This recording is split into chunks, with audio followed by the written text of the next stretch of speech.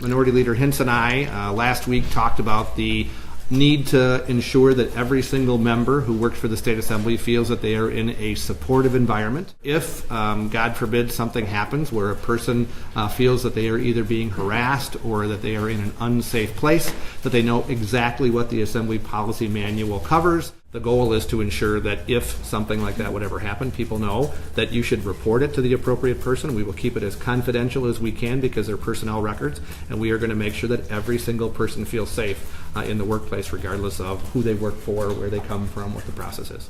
The Speaker and I are committed to making sure that this institution is proactive, that staff and members are clear about the channels available to them, and we are going to make sure that this becomes a regular part of the orientation for every member at the beginning of every session.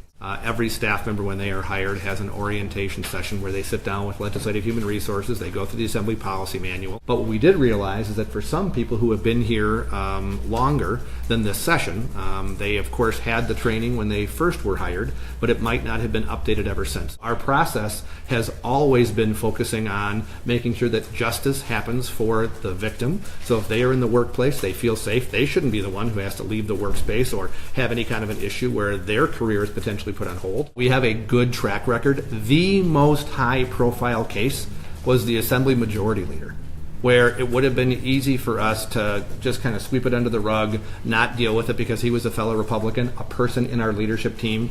But we made a really difficult decision to, number one, bring it forward to our caucus so that they knew what had happened, because we believed a crime had occurred after having done the research through the personnel process that we had.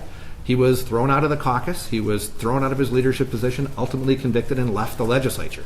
That is about the most severe penalty that someone could get, showing that what we mean is that we are serious about ensuring that if a crime occurs, they'll be prosecuted.